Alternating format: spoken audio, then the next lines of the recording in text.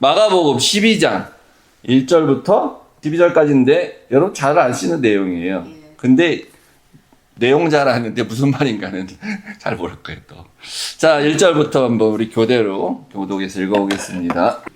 예수께서 비유로 그들에게 말씀하시되 한 사람이 포도원을 만들어 산 울타리로 두르고 집 짜는 틀을 만들고 망대를 지어서 농부들에게 새로 주고 타국에 갔더니 때가 이르매 농부들에게 포도원 수출 얼마를 받으려고 한 종을 보내니 그들이 종을 잡아 심히 때리고 거저 보냈거늘 다시 다른 종을 보내니 그의 머리에 상처를 내고 능욕하였거늘 또 다른 종을 보내니 그들이 그를 죽이고 또 그 외 많은 종들도 덜어는 때리고 덜어는 죽인지라.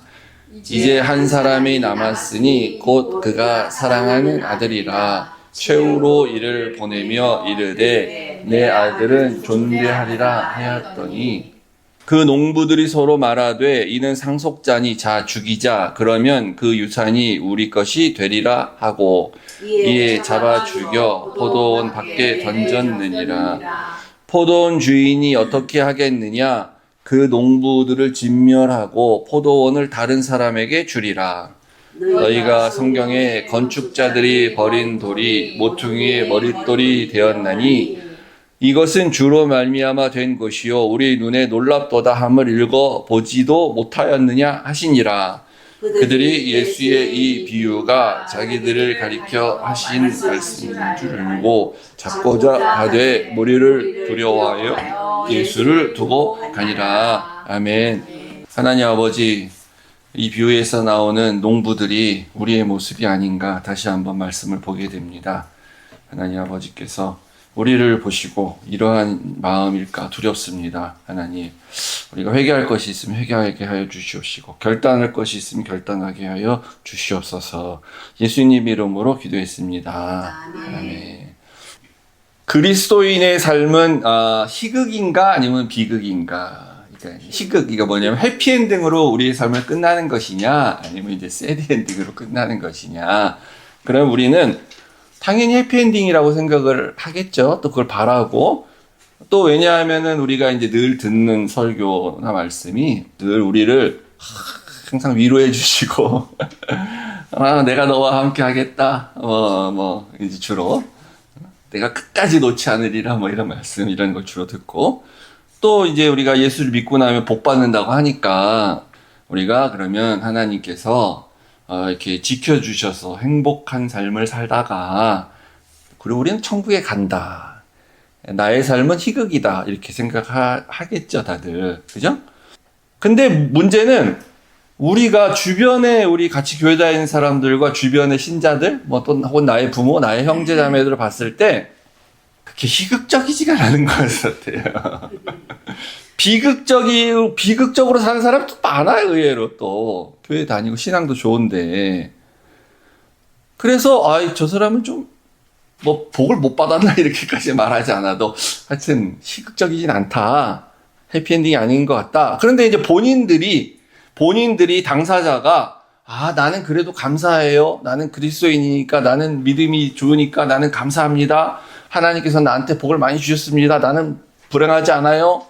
난 행복합니다. 본인이 이렇게 말하니까 또, 그러면은 우리가 제3자 입장에서 보면, 분명히 내가 봐선 되게 비극적인데, 그런데 말을 또 저렇게 하니까, 또 희극적인가 보다. 해피엔딩인가 보다. 이렇게 또 생각이 들죠. 그러니까 이제 헷갈리죠. 희극인지 비극인지. 그 문학 작품 중에도, 저는 제가 소설 같은 거 잘 많이 안 읽는데, 이렇게 찾다 보면 이런 거 나오잖아요. 분명히 희극인 것 같은데 다른 편으로 보면 비극 같기도 하고 또 희극 같기도 하고 보는 관점에 따라서 어느 주인공의 입장에 따라서 분야에 따라서 그게 비극도 되고 희극도 되는 그런 작품이 보통 있어요. 그죠? 그러면 이제 그런 소설 혹은 그런 연극은 걸작이라고 하죠. 다양하게 이렇게 다양하게 보게 되니까 그래서 대표적인 게 이제 오래된 그 소설, 이제 연극 기사는 우리 잘 알지만 너무 오래전에 봤기 때문에 다 까먹은 섹스피어의 그 베니스의 상인이라고 이런 게 이제 대표적인 작품입니다. 이탈리아 베니스의 상인. 이탈리아 베니스죠, 그러니까. 이게 영어식 발음이고 원래 이탈리아식 발음은 베네치아. 네, 베네치아의 상인인데 요게 이제 간단하게 줄거리를 말씀드리면 그 이탈리아에서 돈이 아주 많은 유대인 고리대금 업자, 사채업자가 있었어요. 샤일록이라는 사람이. 근데 이 유대인 고리대금 업자니까 이 사람을 아주 멸시하고 차별하고 너는 유대인 돈만 하는 뭐 그런 거 해갖고 아주 인간 취급 안 하고 멸시하는 사람이 하나 있었는데 안토니오라는 사람입니다. 그리고 이 안토니아의 친구 이제 바사니오라는 사람이 있었는데 이 바사니오가 아버지가 부자인 어떤 이제 이 아버지 죽었어. 유산을 상속하게 된 딸이 있었어요. 그래서 그 딸한테 청혼을 하려고, 그러면 이때는 이렇게 청혼하려고 그러면 돈이 좀 많이 필요했나 봐요. 그래서 이 친구인 안토니오가 무역상을 하는 이제 부자라 좀 빌려달라고 했습니다. 근데 자기 돈만으로는 그게 안 되는 거예요. 충분히. 그러니까 아주 거액인 거죠. 그걸 뭐 오늘날 돈으로 환산하면 뭐 9억 원 정도 된다는데 더 된다고 봐야지. 오늘날 9억 원은 또 뭐 그렇게까지 많은 돈 아니니까. 근데 이 유일하게 돈을 빌릴 수 있는 사람이 누구냐면 샤일록이야. 고리대금 업자, 유대인. 그래서 그동안 내가 이렇게 멸시하고 사람 취급을 안 했는데 이 안토니오가 가서 돈을 빌려달라 그래요. 근데 이 샤일록이 조건을 딱 답니다. 네가 만약에 돈을 못 갚으면 정한 날에 이제 돈으로 나한테 갚지 말고 네 심장에서 가까운 데 있는 너의 원파운드를 나한테 줘야 된다. 그러니까 심장에 가까운 살을 1파운드를 도려내겠다는 겁니다. 그래가지고 이제 약속을 했어요. 이 사람은 왜냐면은 이 안토니오는 갚을 수 있다고 생각했어요. 왜냐면 자기가 이렇게 보낸 배들만 돌아오면 거기서 그 물건을 팔기만 하면 이걸 갚을 수 있다고 생각했기 때문에. 그래서 했는데 배들이 오다가 다 침몰됐다는 소식이 왔습니다. 못 갚은 상황이 되는 거예요. 그래서 이제 재판이 열렸어요. 돈을 못 갚게 돼서 이제 재판을 하게 되는데, 그게 무슨 말이 그런 거지. 어떻게 살을 도려내서 살을 이렇게 하냐. 그게 안 되지. 재판장이 이제 그래야 돈으로 받아. 그러면 되잖아. 뭐, 너 이자 붙이든지 해가지고. 그랬더니 이제, 아니다. 나는 분명히 이렇게 계약을 했기 때문에, 이 샤일록이, 나는 살을 꼭 받아야 된다.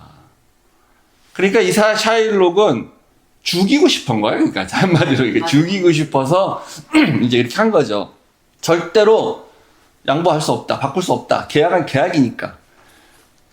그런데 이제 그래서 난감해졌죠. 죽을 수밖에 없는 상황이 됐는데 이 재판장이 이제 아주 영리해갖고 묘수를 하나 냅니다. 그러면 너는 우리가 잘 알고 그냥 들어보셨을 거예요. 여러분들 다 한 번씩. 그 유명한 얘기. 살을 1파운드를 가져가는데 네가 피까지 가져간다고 말하지 않았으니까 너는 피가 안 나게 가져가야 돼. 이렇게 하라 그랬어요. 그거 불가능한 거잖아요. 할 수가 없잖아. 그렇죠. 못하죠. 그 요욕이 이 얘기 유명하죠. 그래서 못하게 됐어요. 그리고 이 샤일록이라는 사람은 이제 그 당시 어떤 다른 법에 의해 가지고 이게 네가 얘를 죽이려고 안토니오를 죽이려고 하는 목적 자체로 이런 걸 했기 때문에 네가 벌을 받아야 돼. 뭐 이러면서 이제 재산이 반이 날라가고 막 이렇게 하고 뭐 하여튼 이제 다 망하게 됐어요. 대충 내용 그런 겁니다. 근데 이제 나중에 보니까 이 판사가 가짜 판사예요. 그러니까 결혼을 하기로 했다는 그 여자가 있었다 그랬잖아요. 그 여자가 가짜로 변장을 한 거예요, 판사로. 그래서 자기와 결혼을 하겠다는 사람을 살리기 위해서 그래서 이렇게 판결을 한 겁니다. 그러니까 판결도 뭐 틀린 판결은 아닐 수 있어요. 그리고 나서 나중에 배들이 다 침몰됐다고 들었는데 그게 헛소문이었고 다시 배들이 다 와요. 그러면서 이제 이 스토리가 대충 이런 겁니다, 하여튼. 그러니까 이제 이게 판사가 가짜였어? 이게 이제 코미디였어? 이렇게 하고 다 한바탕 웃고 이제 뭐 이렇게 하고 끝나면 이건 희극인데 희극이잖아. 그래서 희극처럼 보이잖아. 웃기잖아. 재밌잖아. 근데 요 샤일록이라는 사람의 입장에서 보면 그 유대인 고리대금업자 요 사람한테 비극이야 이게. 그래서 이거를 여러 가지로 이제 후대 사람들이 다 해석하는데, 비록 처음에 악역으로 아주 그냥 유대인 고리대금업자 악랄한 사람으로 나오지만, 이 사람은 그렇게밖에 살 수 없는 어떤 소외된 인간인데, 근데 이 사람의 고통은 외면하게 되는 뭐 그런 면이 또 있고요. 또 뭐 판사가 자비를 베푼 것처럼 보이지만, 그러나 이건 뭐 실천할 수 없는 그런 자비를 이렇게 베푼 것과 같은 좀 위선, 율법주의적인 그런 위선, 뭐 이런 거.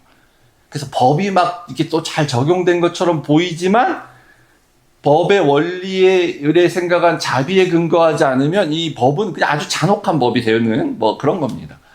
그리고 또 뭐 결혼을 또 이렇게 하게 되는데, 결국 그 결혼이 어떤 아름다운 만남 이런 게 아니고 뭐 이렇게 돈과 돈이 오고 가고 계약이 오고 가고 하는 그런 조건적인 사랑이고, 그 다음에 이 판사가 재판할 때 어떻게 하냐면요, 내가 그럼 용서해 줄 텐데 네가 유대교자, 유대인이라 했잖아. 유대교야. 근데 너는 기독교로 개종을 해야 돼. 강제로 개종을 시켜요. 그래서 강제로 개종을 당해, 이 샤일록이.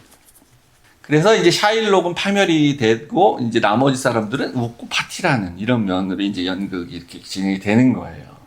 그래서 이게 희극인가? 아니면 이거 비극인가? 그래서 이제 셰익스피어의 4대 비극은 따로 있잖아요. 근데 이건 희극으로 보통 분류하는데, 다 비극적인 요소가 있다. 그래서 또 비극적으로 보이긴 하는데 또 희극적인 요소도 있다. 이렇다는 거죠. 우리 그리스도인의 삶처럼 좀 희극적인 해피엔딩 같기도 한데 아닌 경우가 있는 것 같기도 하고. 그래서 이제 오늘 본문이 비극적으로 끝나는 걸로 보여요. 그죠? 아까 읽어봤을 때 오늘 본문이. 근데 우리가 알고 있는 예수님의 비유 중에 4가지 밭에 씨 뿌리는 비유가 앞에 하나 나왔잖아요. 길가에 뿌리고 돌밭에 뿌리고 가시떨기에 뿌리고 좋은 땅에 뿌리고 이렇게 비유 나왔잖아요. 그 비유는 희극으로 끝나죠. 해피엔딩으로. 그래서 처음에 3개 밭은 열매를 못 맺지만 어쨌든 좋은 밭에 뿌려진 씨들은 열매를 맺잖아요. 그죠? 네. 근데 오늘 본문은 이제 그런 어떤 해피한 얘기가 없어요. 없이 끝나게 됩니다. 근데 이 본문은 쉬워요, 되게. 그냥 그대로야. 비유는 했지만 있는 그대로야. 4개 밭에 씨 뿌리는 자 비유는 해석을 해주지 않으면 뭔 말인가 몰라서 예수님이 해석을 다시 해주셨지만 오늘은 해주지 않습니다. 그래서 이거를 일단 내용을 한번 볼게요. 읽으면 압니다, 그냥. 그리고 우리만 아는 게 아니라 당시 사람들도 다 알고 있었어요. 이 비유를 들으면서 처음에는 조금 몰랐지만 나중에 가니까 아, 이게 누굴 말하는 거구나, 이 사람들이 다 알았어요. 한 사람이 포도원을 만들었습니다. 한 사람은 하나님이에요. 포도원을 만들었어요. 구약에 포도원 만들었다는 얘기가 많이 나와요. 이사야에서 나오고. 포도원은 이스라엘이에요. 이스라엘을 하나님이 만드셨어요. 그리고 농부들을 뒀죠, 당연히. 하나님이 일을 하라고. 근데 이 포도원을 만들고 막 울타리도 쳐주고 뭐 이제 다 모든 좋은 것들 다 해줬어요. 농부들한테 일을 하게 한 거예요. 농부들은 누구겠습니까? 당연히 이스라엘 백성들. 그리고 좀 좁히면 이 당시 이 듣는 사람들이 누구냐면 대제사장과 서기관들이잖아요. 그리고 조금 더 좁히면 이 성전의 사업을 독점하고 있었던 사두개파 사람들. 그들이 농부죠. 그래가지고 이제 때가 돼서 이제 농사졌으니까 주인이 이제 이렇게 소하게 어느 정도를 받으려고 종을 보내서 이제 좀 갖고 와라 그랬더니 한 종을 보냈습니다. 그리고 또 다른 종을 보내고 또 다른 종을 보내고. 종들은 그게 누굽니까? 선지자들이에요, 선지자들. 예. 그래서 다 종들을 이제 때리고 뭐 죽이고 막 이러니까 사랑하는 이제 아들을 보냈어요. 아들, 자기 아들. 예수님이지 뭐, 보나마나. 사랑하는 아들. 뭐 아들을 보내면 아들이니까 이 사람들 존중하겠죠. 보냈다는 거예요. 근데 이 앞에 종들이 받은 게 이제 다 이제 당시는 요건 몰랐을 거예요. 우리가 해석해서 나중에 알게 되는 거죠. 예수님 십자가에 죽으시고. 그래서 한 종을 보냈더니 때리고 예수님 매맞으시잖아요. 그러니까 다 이게 포함되는 거야. 다른 종을 보냈더니 머리에 상처를 내고 예수님 가시면류관 쓰시고 상처를 하잖아요. 능욕하고 네가 유대인의 왕이냐 이렇게 하잖아. 또 다른 종을 보냈더니 죽이고 예. 그래서 십자가에 죽이죠 나중에. 그 욕을 나중에 예수님 다 받게 되는 거예요. 그리고 나서 자 농부들이 아들을 받는데 자 죽이자. 십자가에 죽으셨어요. 그리고 이제 그랬더니 이제 주인이 화가 나서 농부들을 다 진멸하고 포도원을 다른 사람에게 주리라. 다른 사람에게 주리라. 그 누구겠습니까? 이방인들, 유대인들에게서 뺏어서 이방인들에게 농사를 절하게 준다는 거죠. 그래서 내용이 하나도 안 어려운데 문제는 이 농부들은 왜 이렇게까지 했을까? 반란이잖아요. 반란, 역정부이지 않습니까? 이스라엘은 왜 이렇게까지 했을까? 뭐 여러 가지가 이유는 있을 겁니다. 근데 이제 여기 본문에 보면은 2절에 보면은 때가 이름에 농부들에게 포도원 소출 얼마를 받으려고 이제 종을 보냈어요. 때가 이르렀어요. 그죠? 그러니까 당연히 뭐 열매가 맺혀 수확할 때가라는 게 있는 거 아니에요. 그러니까 그 때가 돼서 보냈습니다. 근데 니네들이 지금 농사 지은 걸 다 내놔 이렇게 하지 않았어요, 주인이. 소출에 있는데 그 중에 얼마, 그러니까 소장료를 받는 거예요, 소장료 일종의. 주인은 모든 것을 다 뺏어가는 악독 주인이 아니야. 당연하게 최소화하는 것으로 이렇게 달라 그런 거예요, 주인의 권리로서 당연하게. 이렇게 했는데도 불구하고 종을 때리고 안 줬다는 거예요. 주질 않았어. 그럼 왜 주지 않았을까? 그냥 얼마를 주면 되잖아요, 얼마를. 그게 낫지 왜 하나도 안 주고 때려서 이렇게 죽이기까지 하냐는 거예요. 근데 여기 이제 마태복음에, 병행구절의 마태복음을 보면요.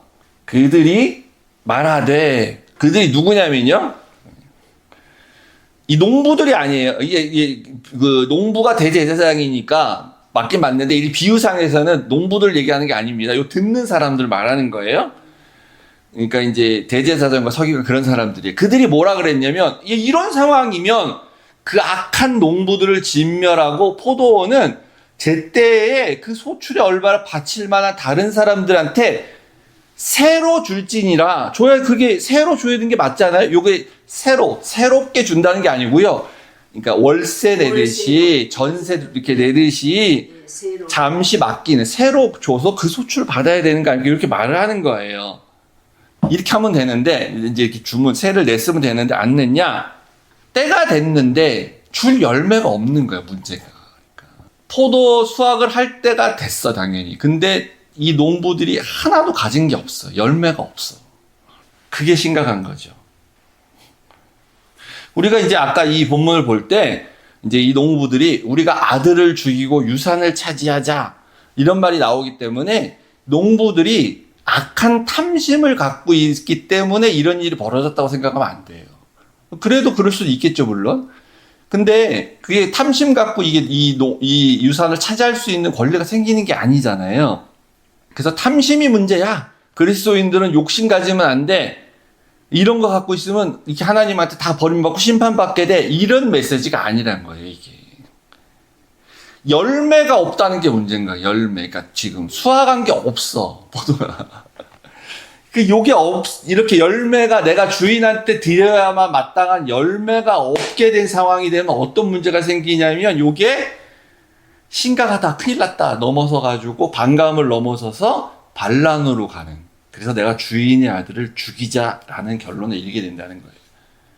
우리는 물론 내가 하나님 앞에 드릴 열매가 없다 그래가지고 내가 뭐 예수님을 어떻게 죽이겠어요?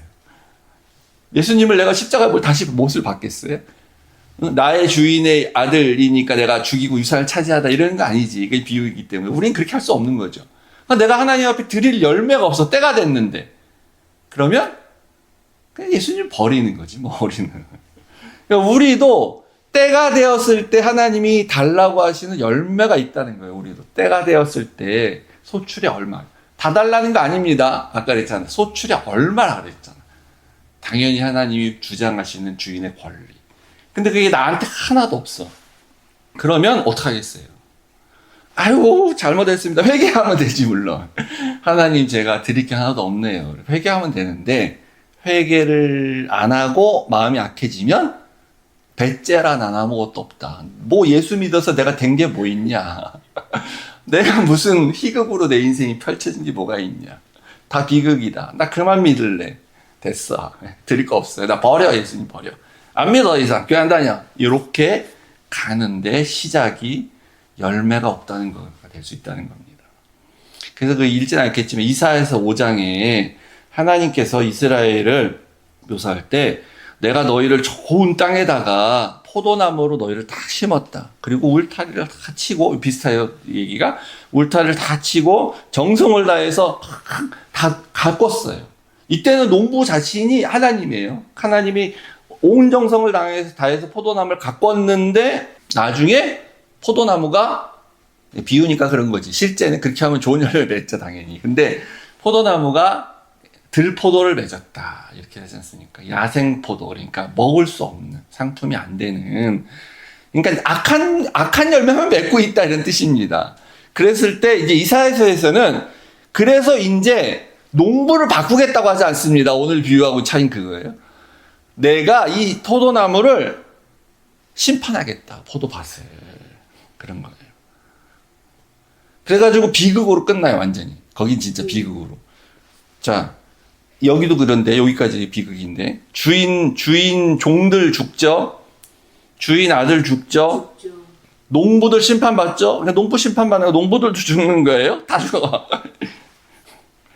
그리고 이제 여기 오늘 비유는 다른 농부에게 준다고 하고 이렇게 상황이 전환되지만 이사야서는 더 이상 내가 이 포도나무를 내가 관리하지 않겠다. 그래서 울타리를 걷어버린다 그럽니다. 그러니까 어떻게 되냐면은 짐승들이 와서 이 포도본을 다 짓밟아요.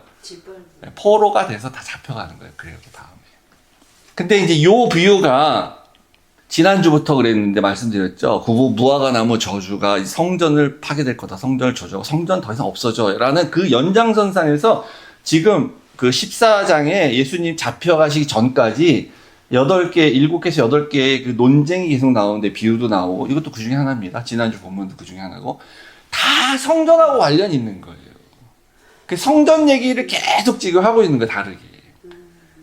그러니까 성전이 중요하다가 아니고 성전이 없어진다는 게 중요하다는 겁니다. 성전이 파괴되고 이제 없다, 더 이상. 그래서 이게 관련이 있어요. 그래서 요 뒤가 관련된 얘기를 하는 겁니다. 자, 우리가 이제 오늘 본문 아까 10절과 11절만 다시 한번 또 보겠습니다.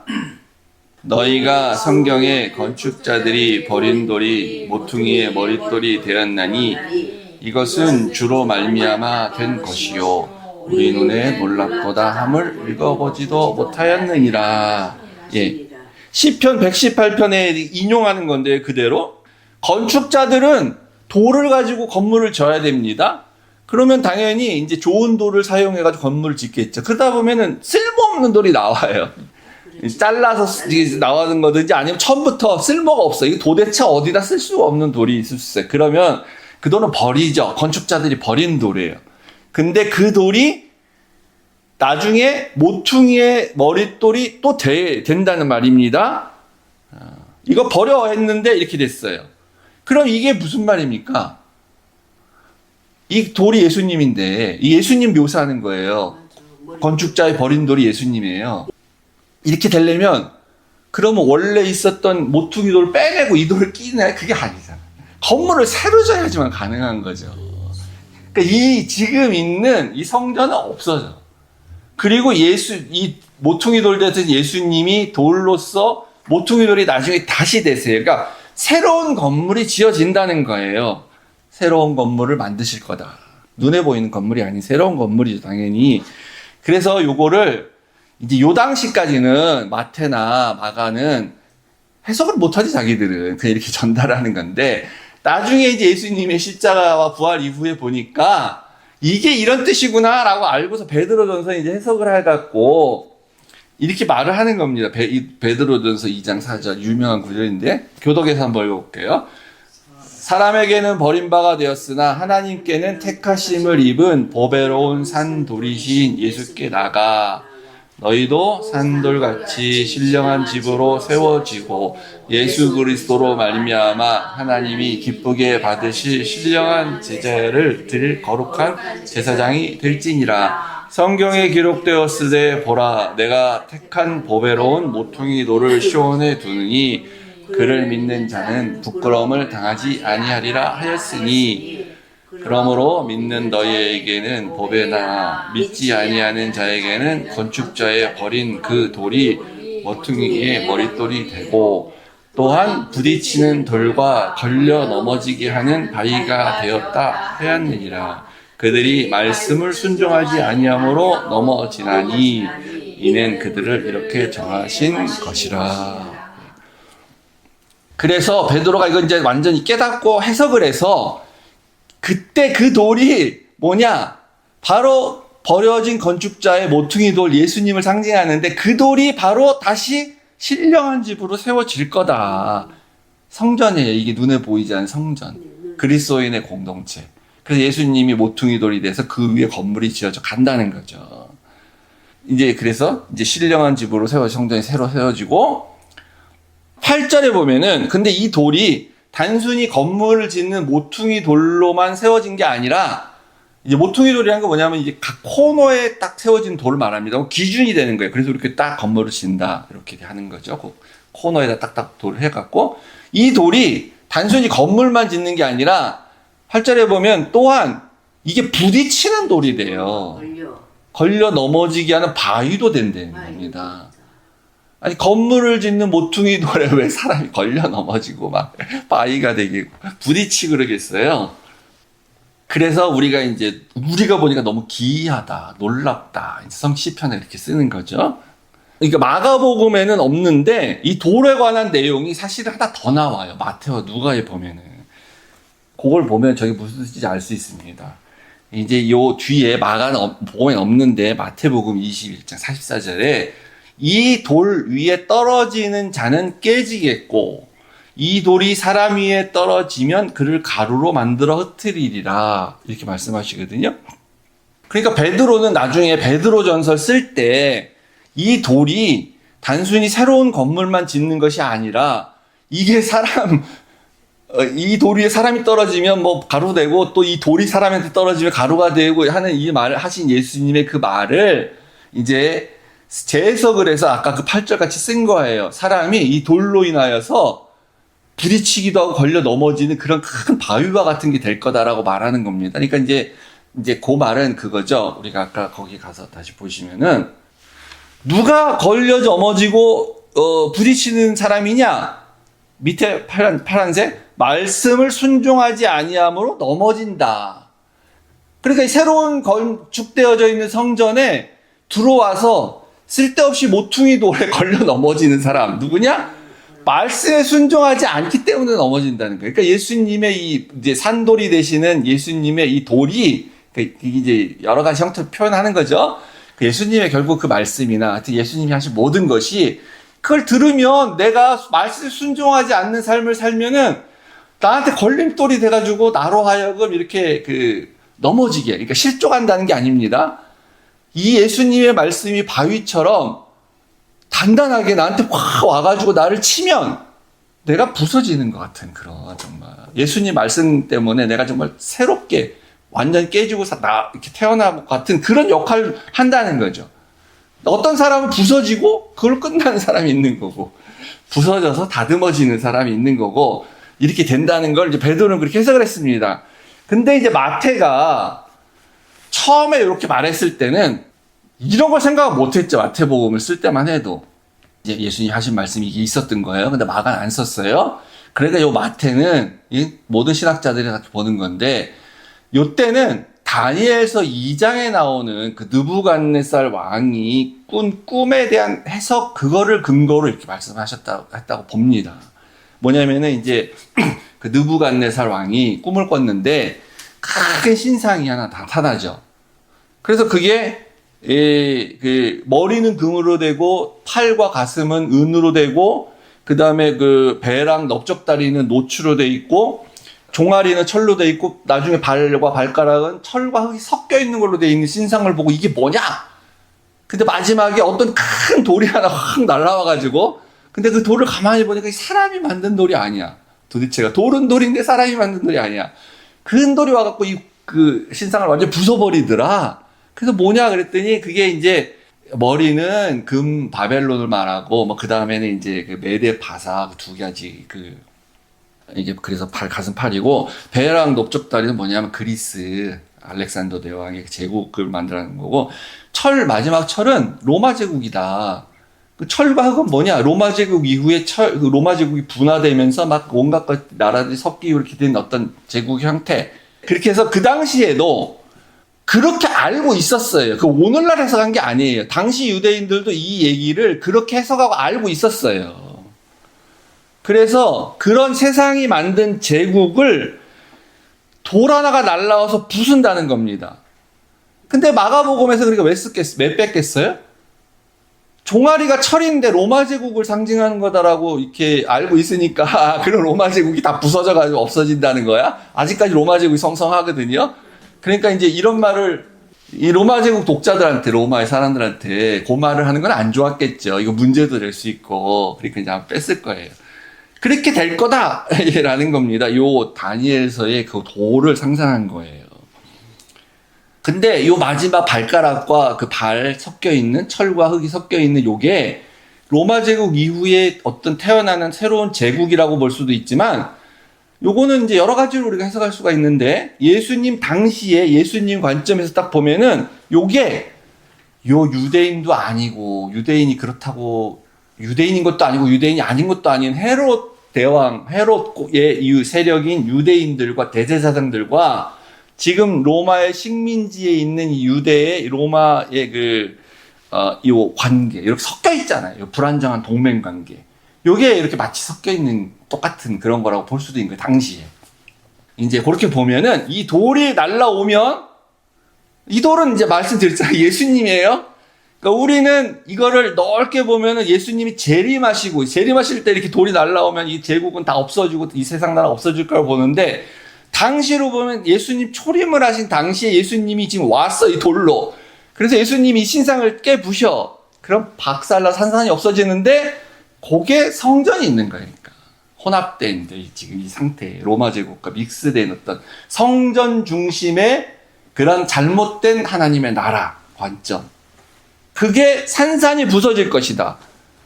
완전히 가루가 될 것이다. 라는 거죠. 그래서 요 돌 얘기를 했는데 베드로서는 이제 그 이후에는 그런 관점에서 볼 필요가 없기 때문에 요거 우리가 신앙생활하는 데 있어서 예수님의 이 이 돌이 우리 날라오면 우리의 이런 것들을 다 깬다 이렇게 또 얘기를 하는 겁니다. 그래서 우리가 이 본문이 어렵지 않죠, 사실은. 그런데 우리가 이제 적용해야 될 거는 아까 말씀드린 대로 때가 되면 예수님 하나님이 우리에게 열매를 달라고 기다리신다라는 거는 뭐 다른 본문에서도 유사한 그런 것들이 많이 있어서 우리가 이제 뭐 열매 맺는 삶을 살아야 되는 건 당연한 거고요. 그 외에는 우리도 이렇게 가끔은 예수님처럼 이게 어마어마한 얘기잖아요. 이거 듣고 누가 좋아하겠어요, 유대인들이. 죽이고 싶지, 진짜. 그러니까 우리가 때로는 이 세상에서 무슨 말과 행동을 할 때 사람들이 원하지 않고 듣기 싫은 얘기를 해야 될 때가 있어요. 우리를 막 죽이고 싶을 정도로 막 그렇게. 그래서 그런 예언자적 사명을 우리도 갖고 있다. 왜냐하면 하나님께서 이 세상은 원래는 하나님이 원하시는 그 포도원 같이 만들었는데, 근데 이 포도원이 그 기능을 못하니까 예수님처럼 그 포도원 너희 그렇게 하면 다 없어질 거야 말하는 것처럼 우리도 예수님의 영을 가지고 산 사람들이지 않습니까? 예수님의 그 말씀을 가지고 예수님을 예수님의 길을, 예수님이 가신 길을 따라가는 사람이잖아요. 그럼 우리도 그런 얘기를 해야죠, 세상한테. 그리스도인으로 산다는 것은 아까 서두에서 말씀드린 것처럼 희극적으로만 살 수는 없다. 해피엔딩으로만 살 수는 없는 거다라는 거예요. 이 보장이 되는 게 없어요. 이렇게 해피엔딩으로 살다 죽는다는 거 보장 안 됩니다. 오히려 우리가 참 비극적으로 살다 죽는 것 같다. 끝나는 것 같다. 새드엔딩으로. 그런 느낌을 더 많이 받죠, 사실은. 예수님도 지금 죽잖아요, 나중에. 비극으로 끝나는 것 같잖아요. 근데 하나님의 약속은 계속 있어요. 눈으로 보이는 건 비극으로 가는 것처럼 보이지만.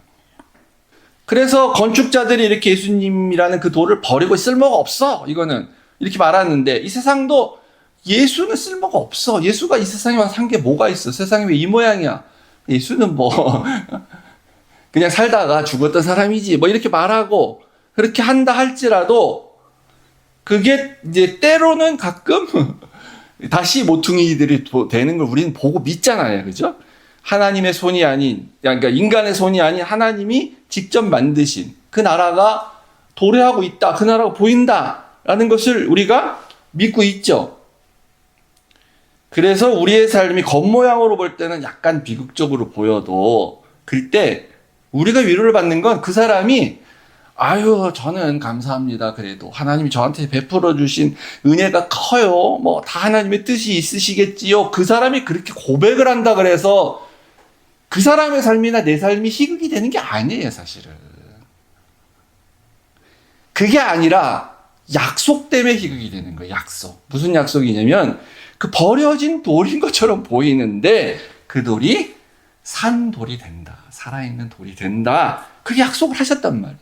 그 약속 때문에 우리의 삶이 나중에 희극으로 끝나는 거예요. 예수님의 삶도 그래서 희극을 어떻게 보면 또 희극의 삶으로 끝나는 것처럼. 물론 이제 그런 사람들의 고백이 더 약속의 고백으로 들리고 그러면 이제 우리의 위로가 되고 그러는데 근본적으로 중요한 거는 우리는 약속을 믿고 살아가야 되는 사람들이다 라는 것을 여러분이 오늘 다시 한번 기억하시고 사시길 주님을 축복드립니다. 예수님의 하신 일 때문에 우리가 다 그 믿을 수 있는 거 아니겠어요? 그 예수님의 그 이름에 다 이렇게 의미를 함축하고 있습니다. 우리 함께 찬양 드리겠습니다. 예수 그 이름 나는 말할 수 없네.